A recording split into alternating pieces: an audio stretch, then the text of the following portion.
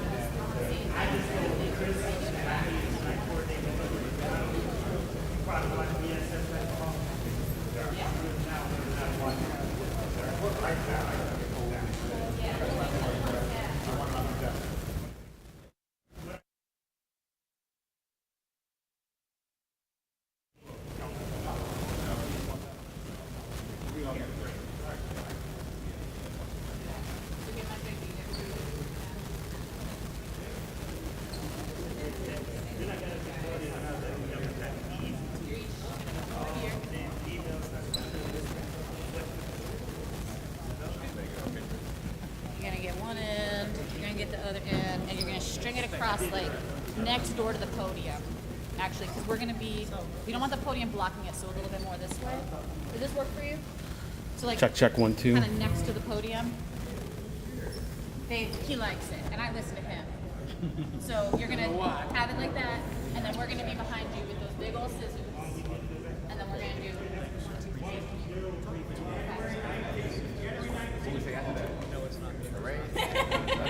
Yeah, you can clap.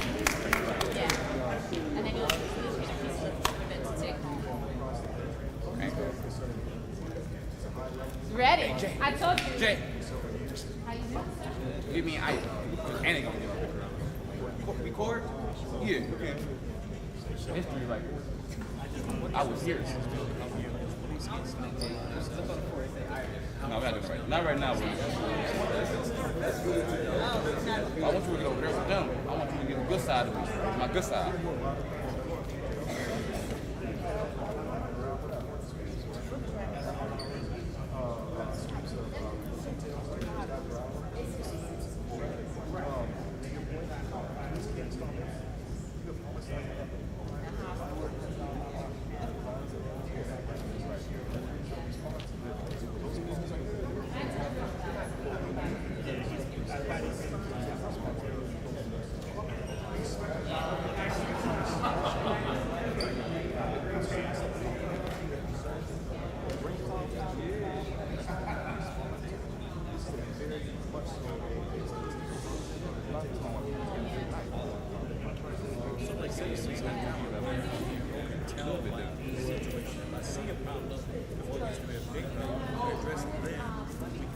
You got 2 staff holding the ribbon.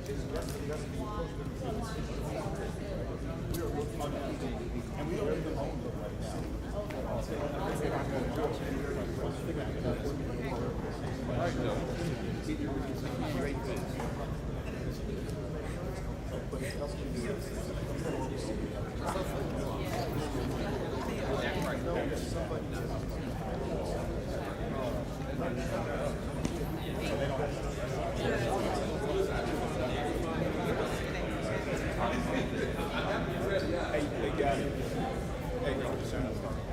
So y'all don't gotta worry about holding it. It's just in case it needs to go out.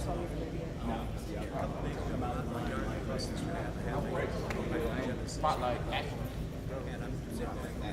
So I will call you right now.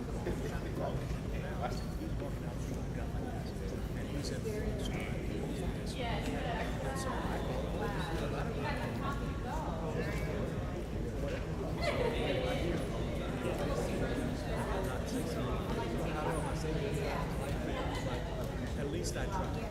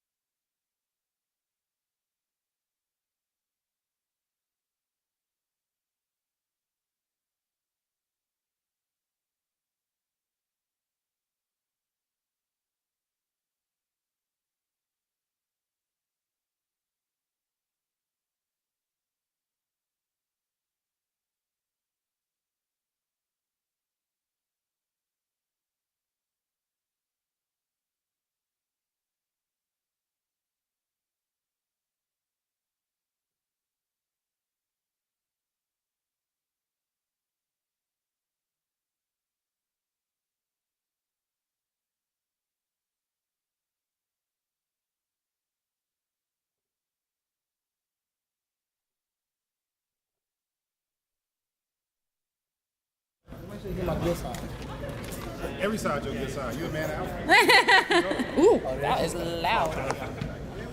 People told me I had a loud laugh, but I didn't know about that.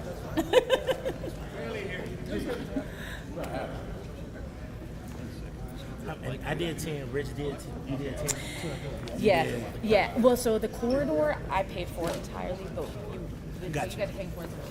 But I mean, we all did it together. Like, Right here. Councilwoman Morrow, me, then we're gonna make sure we got Councilman Starr in there too. So Yeah. add that with that. Yeah. So maybe I'll go to you, and then you go to Rich. Yeah, then I'll go and I'll put Councilman Starr. Okay, perfect.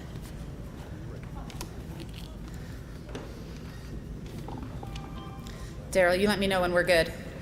Okay. Oh, good afternoon, everybody. Good afternoon. All right. I am so honored to be here today with behind me the council president, members of the administration. This is an incredible day for Slavic Village. In fact, it's a day I have been waiting for since the day I was elected, because that is the first time that somebody came up to me and said, Councilwoman, when you get into office, the first thing you need to do is get the old gym at South High open for Stella Walsh. And at the time, they said it was so simple. There's just a door. You got to unlock the door, Councilwoman. That's all we need to do.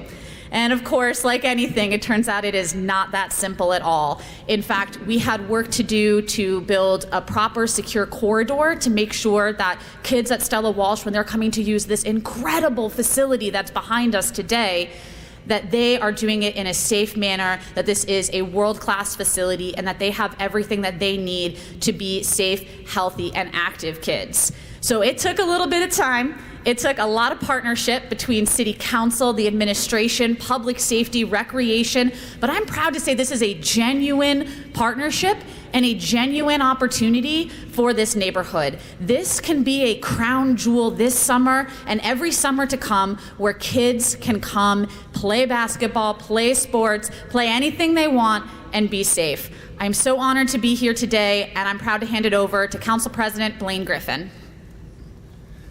Thank you. We could do better than that. Councilwoman Maurer really worked hard and really listened to the community. Let's give her another round of applause if we could. I'm really honored to be here today with the Councilwoman, and I want to jump straight to this and say this. This is a huge day for her and a huge day for the community here in the Slavic Village area. I happen to share a border with the Councilwoman.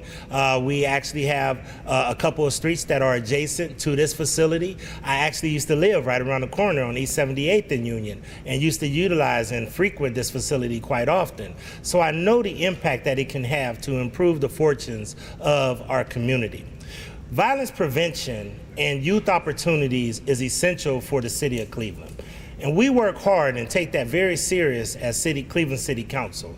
Part of that, like me, like many other young people that have grew up in urban environments throughout the landscape of America, let alone Cleveland, recreation and coming into facilities like this to have a safe space has been critical to our youth development and to us being what we are today. A lot of people call them rec babies, people who come here that need a safe place in their environment, in their community, where they can have physical activity, where they can have social activity, but most of all have a safe place. We know that we had a very tumultuous weekend. None of us ducked the gravity of this moment. We know that this has been a tough weekend.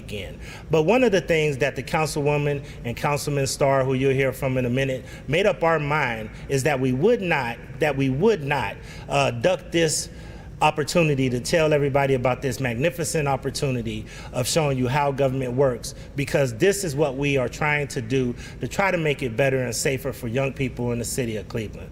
My condolences go out to the families of anyone that has been impacted by the violence that has taken place this weekend, but this is government at work.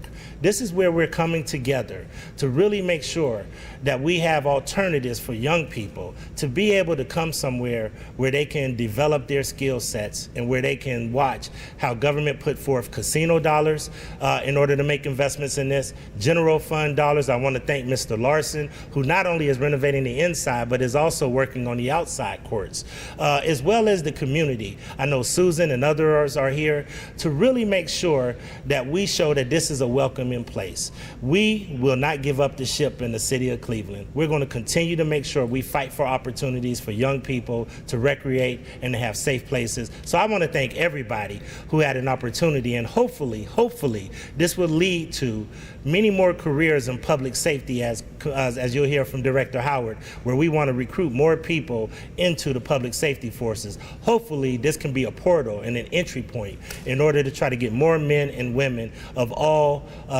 races and colors here in the city of Cleveland into the public safety forces. So thank you, and Councilwoman, on behalf of us at Cleveland City Council, we're so proud of you and all of the hard work that you did to make this happen. And it's my privilege and honor to bring up another colleague who is really serious about working on youth opportunities and youth violence prevention, Councilman Richard Starr.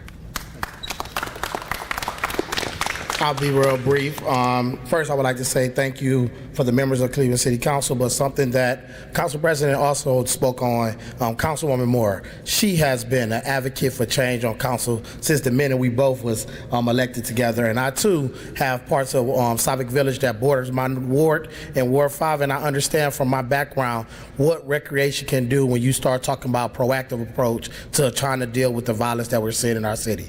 I've been an advocate for violence prevention strategies, working with youth as a youth development professional for about 15 years of my life, and I understand what the rec centers did to me. I understand when I walked in Lonnie Burton. I understand when I walk in the bathhouse. I understand when I come in Stella Walsh. I have recreational activities, but most important, I have staff who got a space to be able to provide some service to me. So I'm glad to be able to partner and also be able to support so financially, as well as understanding how we can work together when we lean across the aisle and work with the administration and the Department of Public Safety to address this. So I too am honored to be here, glad that Ward 5 office was able to support, and I understand that Slavic Village is a diverse community that needs resources, and we're going to continue to work together. Now, with the honor, I would like to be able to bring up our Chief Director, Howard, to be able to share some words. Greetings. First, I want to say condolences on behalf of myself and Mayor Bibb to all of the families who have suffered violence, suffered a loss due to violence that is plaguing our city right now. You know, we see violence across the country. I'm no stranger to violence. I'm no stranger to what giving young people something to do can do for their lives. You know, as adults and as public officials, as government officials, we have a responsibility to create an environment that allows and fosters young people the opportunity, give young people the opportunity to grow into the future so they can realize who they want to be, so they can grow up and contribute to the community that we all participate in. That is one of the goals of public safety. When public safety acquired this building to be its public safety training complex. And we wanted a bridge into the public, and what better way to do it than to partner with public recs. We have a football field in the back that we have memorandums of understanding with that allow Little League football players to realize their dreams and to grow in that sport.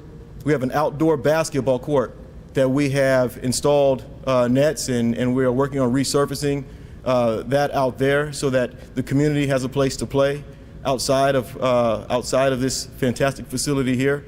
And then through Keith Larson and former Assistant Director Tim Hennessy, we have seen this building transform from cobwebbed, lackluster flooring that really looked like it had been vacant for a decade, and turned it into what you see here today. There is a corridor that comes in from Stella Walsh for kids to come right back here and to play basketball on these courts. This is a passion. This is a project of passion. I want to thank council for their support. It was very important for myself and for Mayor Bibb that we give young people an avenue to get off of the streets, to come into a safe space, and to play ball. And that's what we're doing here. And I want to thank everyone here for sharing this valuable message here, and for, as a welcoming token, the Department of Public Safety and Mayor Bibb would like to provide this rack of basketballs.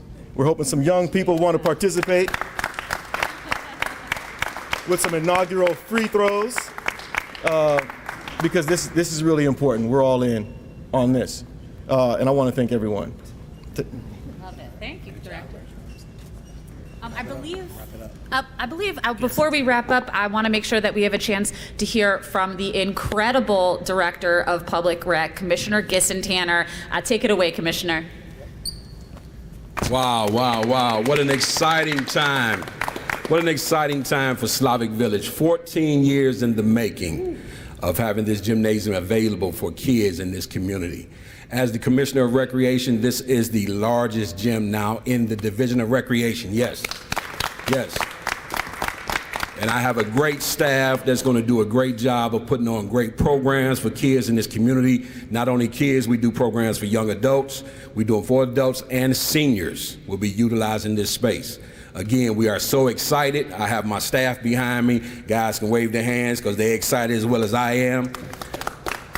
And in closing, I want to say, out of that 14 years, Council, you guys have done a great job of seeing this to fruition. Safety Director, thank you so much for seeing the dream through. And as a Recreation Commissioner, it does nothing but make us feel good because kids now will have a place to play. I grew up in a recreation center, Woodland Rec. That was over 40 years ago. And now I'm blessed to be the commissioner for the City of Cleveland Division of Recreation. So I want to thank everyone. Again, we are excited, ready to get the ball going. It's not only going to be basketball, we'll be doing a lot of things in this facility. So thank you, everyone. Thank you. Before we open it up to questions, I know we're going to do a ribbon cutting. So I believe we have some rec staff who've got our ribbons, and we got our scissors over here. So give us a second to set up.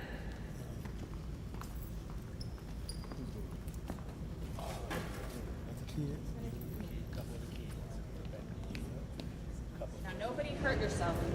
Oh, you got. We got a whole bunch. They could. I get behind.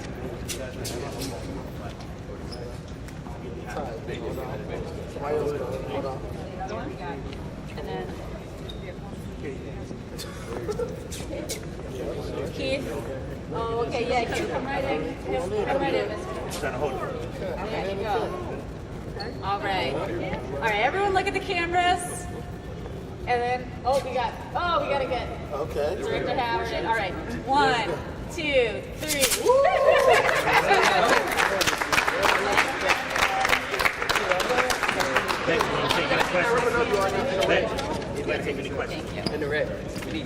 All right, do we have any questions? Yeah, Mr. Boomer. Sure. This is a wonderful facility. I'm glad to see it reach the surface. You build it, they will come. Once they are here, we're going to have to keep those who will do harm to them, to keep this place safe, to keep them safe. They come here, people walk in, all kind of mischief can bring. What kind of forces are you going to have here to make sure that those people that are here will be safe while they're here? Absolutely, thank you. So I'll briefly answer and then I'll turn it over to Commissioner Gissentaner to follow up. But your question was one of the key questions for opening this facility. And Recreation has contracts with security personnel. We've made sure that additional staff will be here, both professional security and staff through Recreation. So this is a top priority for us, is making sure that this remains a safe space for the entire community. Thank you, Councilwoman. Yes, all of our recreation facilities have indoor police officers. Every last recreation facility. So this facility will be no different.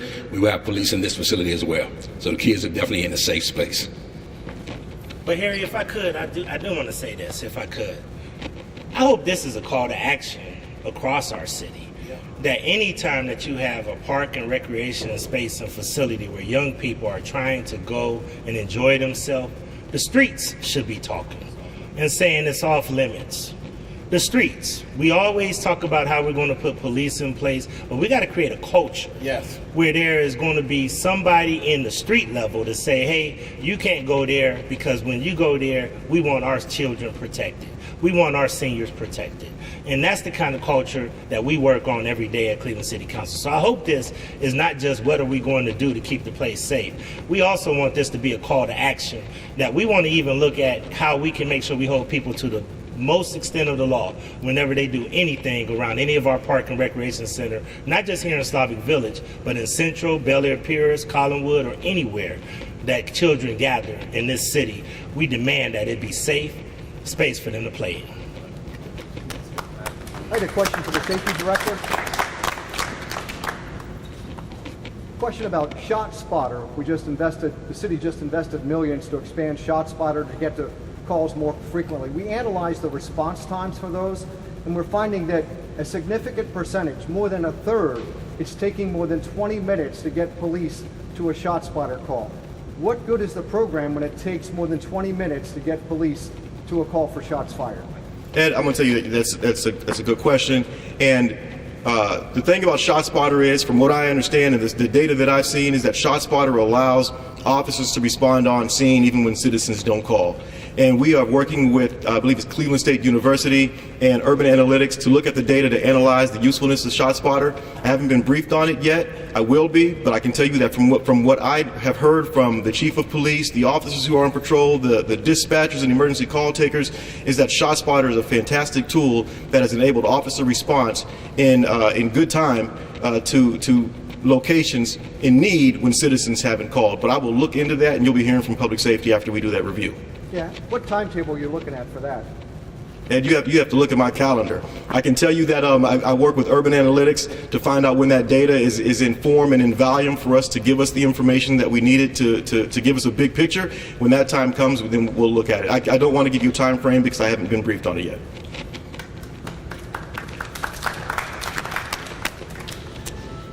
Any other questions? Oh my goodness. Well, then it sounds like it's time to play a little ball. And